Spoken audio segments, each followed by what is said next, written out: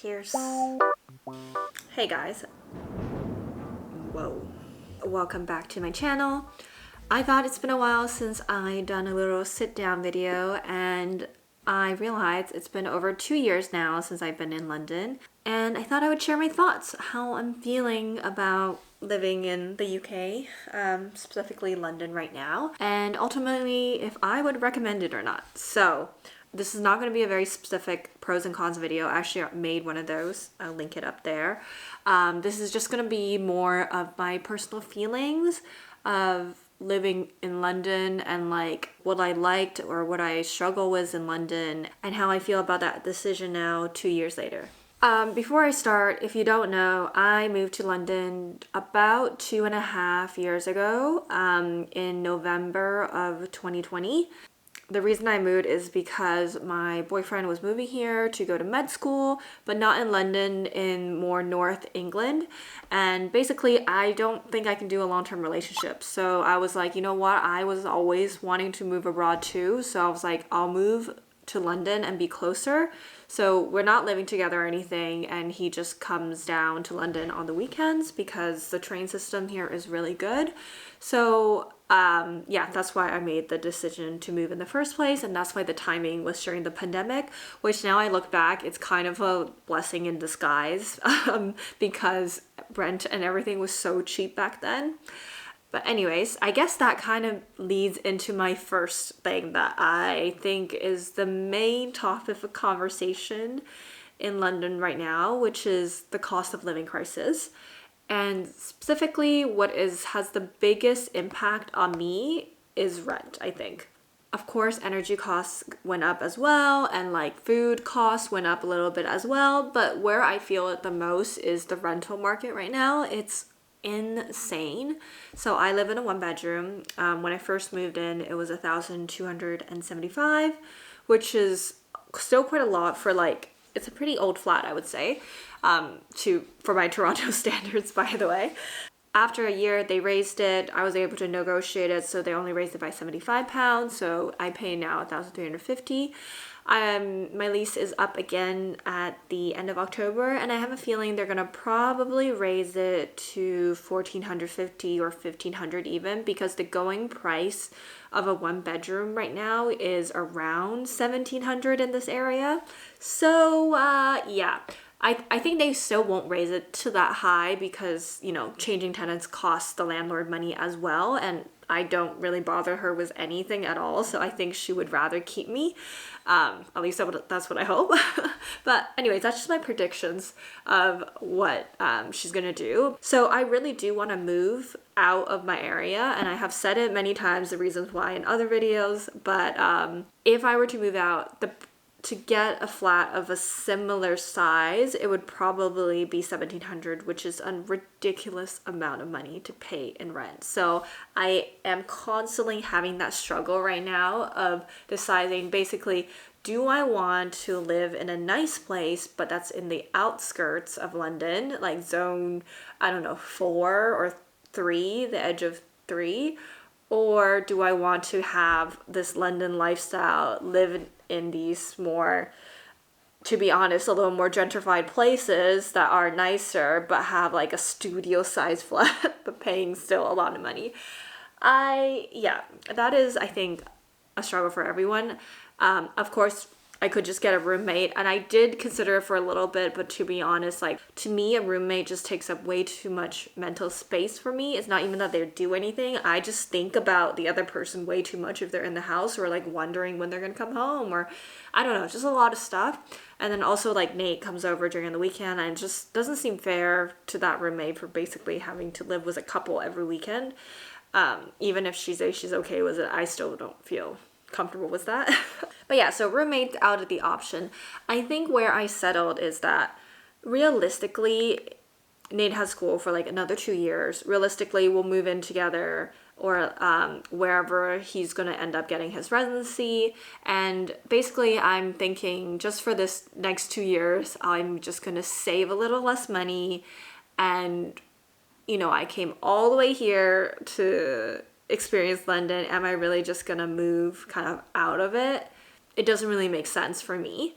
And also I know I'm the type that if I move to like kind of a farther away area, I probably would see people less. I wouldn't go out as much. I would just find it such a hassle to commute to places. Even now, my like little 40-minute commute to work, I'm always complaining about it. I was also thinking in the sense that if I move somewhere further, paid less for rent, I could use that money to, you know, buy more things I want or like do more activities or go traveling more. But like I'm looking and it's the rent is not dramatically that different right now because everyone's kind of moving out of London.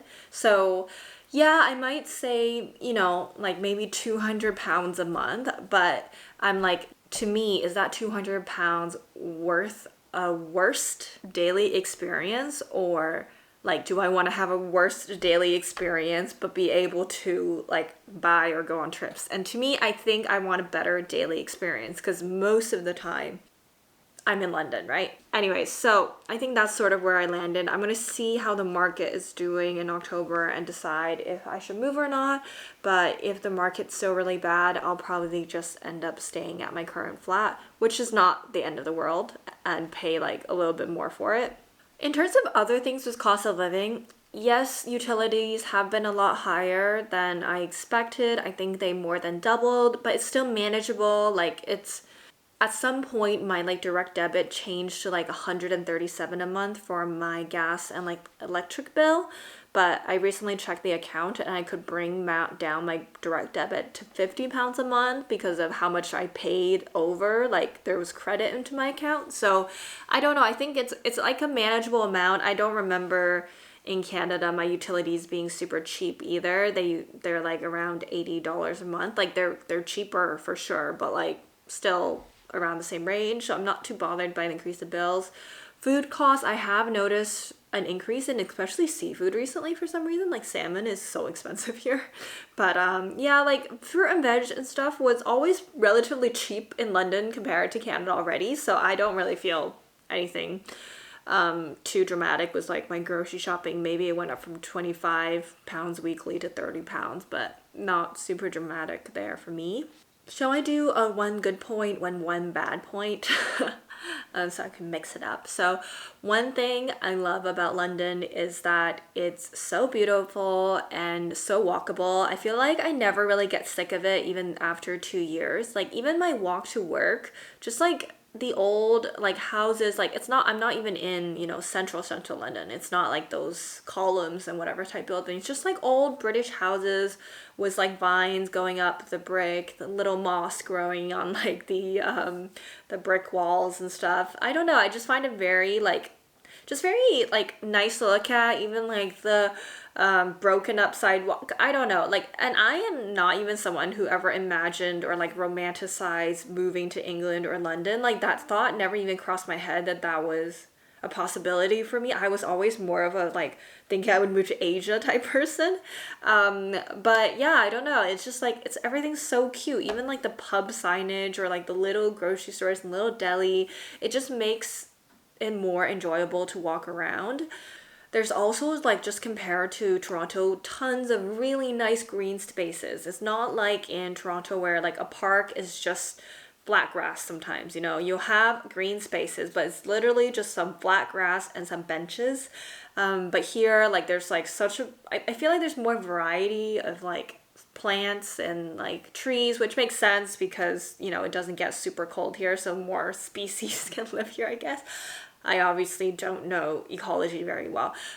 But anyways, it's just so enjoyable to walk around, and most people don't have cars in London, so a lot of people are walking around. There's a lot more like little small businesses, more boutique type stores, so it makes it a really enjoyable experience. Now I can imagine living somewhere where it's very unwalkable. Like I think if I moved back to Toronto, I would want to live somewhere more like midtown or downtown, because I went back home to Scarborough and it just felt like you just had to stay inside all day, or like you drive your car to like a big superstore or everything, and it's just not the same experience. Or if you want something, you have to like really plan out your journey. You can't just like walk to the convenience store to go pick something up, at least not in my neighborhood. Like the nearest one I have to walk 20 minutes to, and it's not a nice walk. So I really enjoy that about London. Another thing I kind of struggled with when I first got here, I mentioned a few times that like making friends is really difficult as an adult.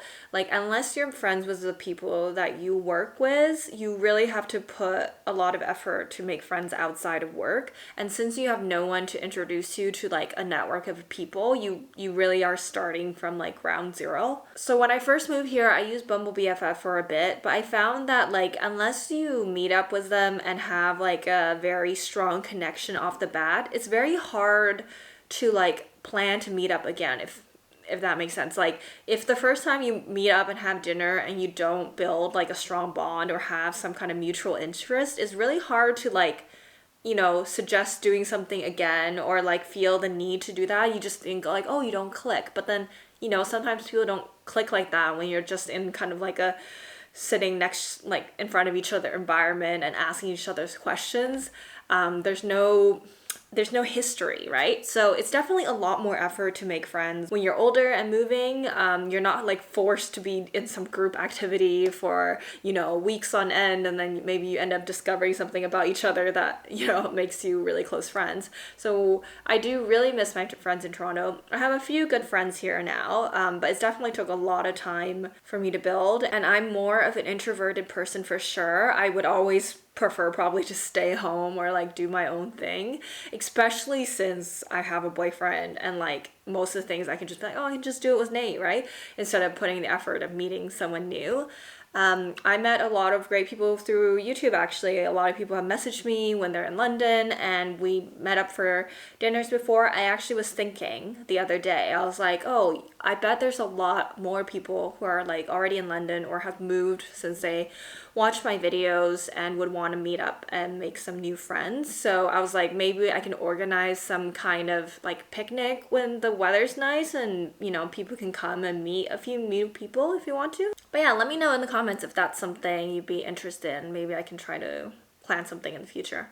And I think that's one of the great things about London. There's a lot of expats here. Like even people from other parts of England, a lot of them move to London after they're done school or to advance their career because there is like the best job opportunities here with the highest paying jobs. So there's always a lot of people looking to make friends. You just have to really put that extra effort into making connections and like cultivating the friendship basically. Another thing I've been really enjoying about living in London is like the work culture. I don't know if it's just the two companies I've been, but I find work/office culture here is way more relaxed than in Canada. I think it's also because people in Britain talk in more casual language, like slang is commonly used even in corporate environments, and like they swear more or something. I don't know if it comes down to the swearing, but definitely people are more casual at work, and I feel like it's easier to get comfortable with my colleagues because of that. The 28 days holiday is also chef's kiss. I don't think I can go back to 14 days holidays. Like it's just like the perfect amount of time to go on a few trips a year. There's no guilt with taking holidays. Everyone's talking about where they're going next. And I think that's basically how it should be. But I would have to say salaries in the UK, I talked about this a few times. Yep, they're low. They're just, I don't know why it's so low compared to the cost of living. I think they're the same as in Canada. I make the same, if not a teeny bit more than I would in Canada for the same role, but my cost of living here, it's probably, I want to say 30%, 40% more than if I were living in Canada. Or at least the quality of life would be different. Like if I paid the same amount for my rent in Canada, I would be getting a much nicer flat.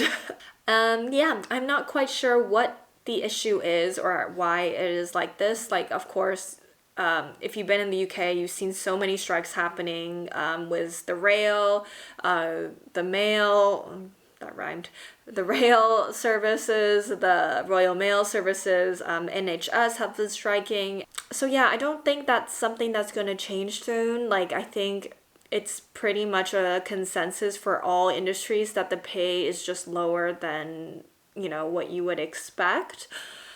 And so yeah, I would just do your research before you come here on your industry and your salary expectation. One thing I would have to say is that there is a lot of job opportunities. Like even now, which is like everyone's getting laid off, I still see more job opportunities here than I would in Toronto, I would say. There's just way more companies that are headquartered in London compared to Toronto, so there's just more jobs available, which makes sense. And when I was job hunting during like kind of normal times, it was pretty easy to land like a few interviews and get my application seen. There wasn't that much competition compared to my experience in Canada. I also been loving that there is an endless amount of things to do in London. Like I've been here 2.5 years and I think I only scratched the surface of things to do in London, restaurants to see. I think I only scratched the surface of the things to do, restaurants to go to. I haven't even been to all the museums, even though they're free. There's so many like shows and galleries and concerts here. I'm really into like Korean hip hop and Korean R&B, and a lot of the artists, they perform in London if they have a tour, but they don't perform in Toronto. So I got to see a lot of artists that I like perform at like different venues in London that I didn't expect. And yeah, it's like if you're looking for something to do, you can always find something to do in London. Although the annoying part is because there's so many people in London, it's such a hot tourist destination, you always need to reserve in advance. Really popular restaurants, any shows, you can't be on a Friday night thinking like, oh yeah, tonight I'm gonna book this really popular restaurant. No, a lot of places you have to get a reservation like at least a week or 2 week in advance if it's like a hot place, you know? But yeah, so I need to start checking off my list in case I end up moving in 2 years. Also, of course, traveling, so easy from London. There's basically 4 airports in the London area. Flights to Europe are really cheap, although I would say I haven't taken advantage of like the really cheap ones. I just haven't been spontaneous stuff. Every time I have a very specific vision of where I want to go or like what kind of trip I want to have, so then the flights are always like kind of expensive. I think the cheapest I got is like £60, which is not bad too. But yeah, I definitely want to check off more European countries while I'm here because it's such easy access, and there's like so many European countries I haven't even heard of until I moved to London. So yeah, that's what I'm going to be using my 28 days vacation for while I'm here. Ooh, a negative I noticed, healthcare. So I did talk about the NHS striking because they don't get paid a lot. My experience was the NHS hasn't been good, but I think it's because they're so understaffed. I found that booking an appointment with my GP is it's like a strategic game. Like I have to call at a certain time with a certain number of appointments that open at like 10 a.m. on like a Monday and like book my slots in for that day. My friend who gets her prescriptions at her GP has to call at like 7 or 8 a.m. on certain days and get through at certain times, or else they have way too many prescriptions to process and they can't process any more than that. So it's a bit of a struggle to book an appointment. And then I didn't have that much trouble getting a specialist in London. I have a condition where I do need to see one, but I actually felt like during the pandemic they had a better system and less demand. I think during the pandemic, less people went to the doctors when it was like smaller issues. So maybe that's why it wasn't as busy. Yeah, with my specialist, I got referred to them pretty quickly because I needed a prescription for medication. I know I have another friend who just waiting to get diagnosed for a condition, like she needs it investigated. It took her months to get an appointment. And when she got an appointment, it was also for a few months later. I think mine was a special case where it's like I already know what condition I have. I have doctor notes from Canada and I just need prescriptions. Like I just need a prescription made so that I can get my medication. And I think maybe that might have expedited it. But it seems like if you don't know what you have and you need a diagnosis, that might take a long time. And since I see the specialist only like 2 times a year, they have like pushed my last appointment 2 times already. And so I haven't seen my specialist in like a year. And I feel like they still use kind of a pretty old system for processing appointments because you actually get a letter in the mail that you have to bring with you that says the date and time of your appointment. If you miss that letter, you basically don't know what time your appointment is. And you have to save that letter for 6 months up to your next appointment. Like it's not the end of the world if you lose that appointment, but there's no digital record of your appointment time unless you make one yourself, or you have to call them and check. So I think it's a bit of a hit and miss with the NHS here. I haven't had to go in for emergency or like whatever, so I don't know how long that would take. But overall, it hasn't been the quickest experience compared to Canada. It's thunderstorming right now, so I guess it's a good time to talk about the weather. So actually thunderstorms, very rare. This is like, I think the third time I've seen a thunderstorm in London. But generally it's pretty gloomy, I would say. It doesn't rain a lot, like it rains, but it stops after like an hour max. So it never rains like an entire day. And yeah, I don't mind it that much. I don't like rain, but you know, I haven't been caught in the rain that many times. And I like how mild the winters are. Like there's a few days where it gets pretty cold.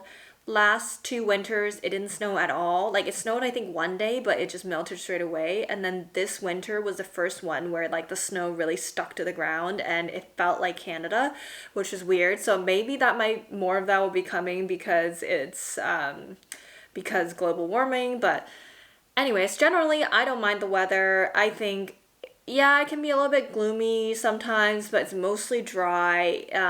Summer days when it's like clear skies is really nice. And I think a bit of the gloomy days makes you really appreciate it when it's sunny. Everyone's out when the weather's nice, and it's just like a good vibe. Everyone's sitting out in patios, and I quite like the appreciation for the sunshine. So, in the end, what is my verdict? I'm going to say this for moving from Canada to London because that's the only experience I have. But I think if you're thinking of coming here for a short term, for example, on the youth mobility visa, it's one of the easiest ways to move to another country. And out of all the countries available, Australia and England is probably the easiest ones where you can get work and is English speaking.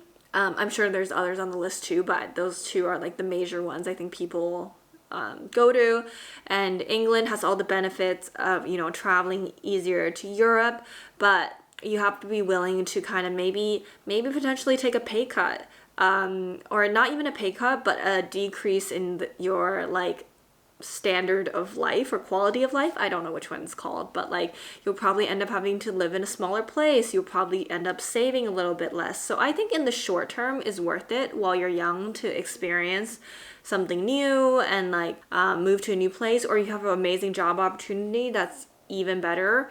You can also get more work experience here, I think. I think it looks pretty good on your resume. But yeah, I feel like long term though, it's not very realistic. Like buying property here is very difficult. Like buying property here is already really expensive, and to be honest, doesn't seem worth it at times because of the quality of the flats. But also as a foreigner, it's very difficult to buy property here. So you have to like get a citizenship or like get residency at least. So it's like a whole thing. So in the end, I think it's a good decision while you're young. I wouldn't have been able to travel so much if I lived in Canada. I only had like my 14 days of vacation. I think I got to experience a lot more here, meet a lot more new people, see a lot more things. But overall, I would recommend it. Anyways, I just babbled on for I don't know how long, but if you have any questions, leave them in the comments below. Maybe I'll do a Q&A, or I'll just answer you in the comments. I'll also link some of the other videos I made about moving to London and like very specific things in the cards if you want to check them out. But for now, I am gonna get ready to bed, and I'll see you guys in the next video. Bye! Paint the night, spinning our favorite songs, holding you tight,